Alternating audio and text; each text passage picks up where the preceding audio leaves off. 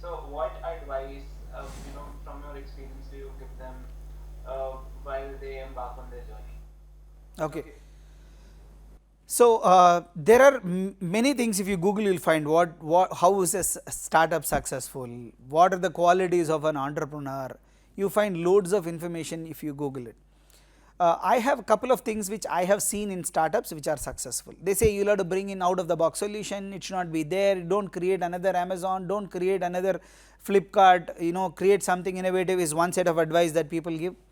The other set of advice is that you should go and bring in innovative, cost easy solutions for any product process so that it becomes easy. You got loads of information available, but I give two things as advice. One, see if you are committed to the problem that you have taken on hand, and are you ready to do everything and anything that is possible for you instead of leaving it halfway through. If you think you are for it, get into it, else do not get into it. It is not about going and creating one more Amazon, one more big basket. I will give you example. Okay, I am taking brand names here. There was one company called Rain Can which started in Pune in a place called Pimpri Chinchwad. They told we will give breakfast items to the doorstep, which is bread, milk, eggs, biscuits, very small set of items.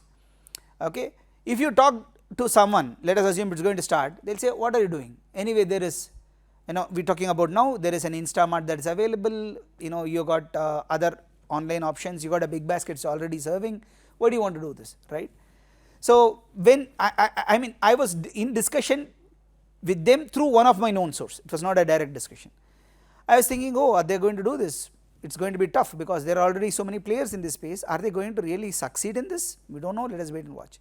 These were two IIT Bombay grads who started Raincan.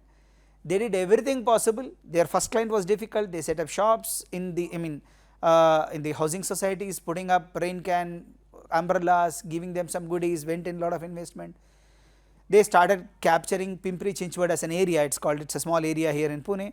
Expanded from there, went in till Baner, another location, expanded from there, went to Aund, another location, expanded, went till Balewadi, expanding, and others are looking at them. 3 years, 4 years, fast forwarding, Big Basket buys Real Can, and it became Big Basket Daily. So this Big Basket Daily is nothing but Rain Can integrated into Big Basket. This is a classic example of a story telling, going back, that if you are keen that you want to solve a problem, you will find ways. And if you are putting your heart and soul into it, telling I will make it big, you do not have everyone who is putting their heart and soul and trying to make big business, right? And if you are consistently ensuring that you want to make it big, then for sure whatever business you are going to start off will definitely become big. And other big players will be looking at you, and it is a question of, I look at the startup game, it is all about consolidation. The rule of 3 will remain, if not today, 10 years from now. There might be n number of players who are coming in, one will be acquiring the other, and we are seeing that happening. Big Basket being acquired by Tatas, Big Basket acquiring Raincan. So all this is happening, the consolidation will happen. If you are going to ride this wave, you are going to make big out of it, but the biggest trouble here is, are you able to sustain? That is where it is. After 1 year, 6 months, people give up, telling I cannot sustain this, it is not possible. If you got the tenacity for you to go and sustain it, sure things will happen. And while you do this, keep in mind the voice of process, voice of customer. What is that is needed? You can't say they are satisfying, he is satisfying, she is satisfying, there are a number of companies which satisfy. Are you able to go and find the pain point and fix that pain point? For sure things will happen. Let me give another example. If you take up any part of Bombay or even Mumbai, Delhi, Bangalore, Chennai, Pune, there are hundreds and thousands of digital marketing agencies which are there. That cannot be considered as a startup today, because you got all these platforms where you fund them and then you rent the credit. The only different aspect that can bring in is a creative which is different. You can go and do that creative, that is different.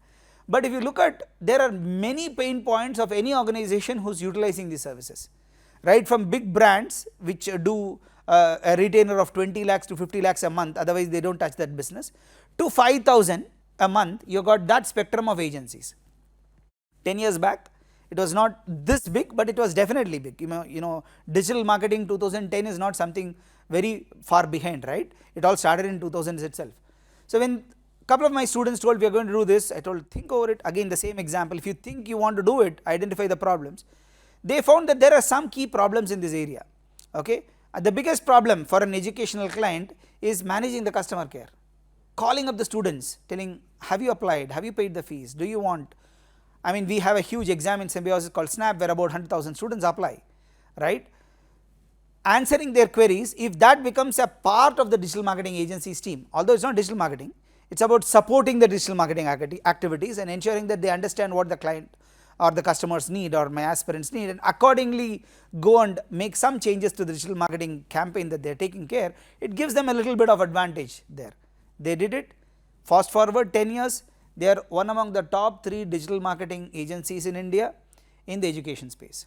Again an example telling that if you have that in you to take things ahead, whatever business it is, you will be succeeding. This is one advice you can take from others' success story. Learning by yourself is difficult, learning from others' experience is definitely comparatively easy, right?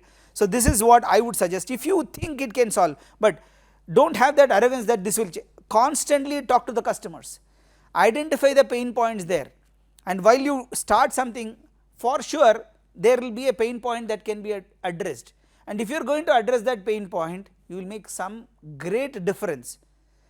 Let us take, there are so many Olas and Ubers today, right? Ola, Uber, Go you can take. You think everything is fine with that? You ask about 10 customers, they will give 100 complaints about what problems that they have in using these services, right? So if you are able to go and identify that and you are able to close them.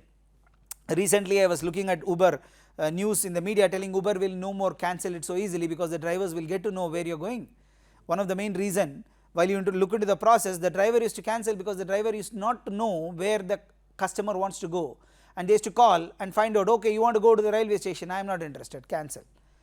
Because they accepted it, they did not know and they call you. Now they will accept it by knowing where you are going, the rate of cancellation will come down. This was the biggest pain point which Uber has identified, they are trying to close that right now. But this pain point was there for past 10 years, right from the time Uber came in and they were offering services, right. Like this, I just quoted an example here, like this there might be n number of problems that the voice of customer can give you. If you are able to go and take those and try to bring in significant change by making it one of your USP, and you are focusing telling never say die, for sure the startup will succeed. It will definitely go and become positive cash flow and grow very fast. The second big thing which I see is go with the angel investing, VC and burn cash. This is what people do. Burn cash if it is going to be funded. Think twice before you burn cash. Is it needed for you to really burn cash at that rate? Burning cash will only get you quick customers, it might not help you retain them. So think twice before you burn cash. It is not difficult to get a funding if you are able to convince the customer by showcasing the bottom of the pyramid and the innovation that you bring in even with an existing business, because you are going to have the voice of process or the voice of customer that you are going to take. If you are bringing that change and if you are going to get funding, think twice before burning cash, because you have to sustain that journey. If you burn all the cash and then you want to go for the next round, it might become difficult, right. So these are two things which I would say to the startups if they want to go for a long haul run and want to succeed.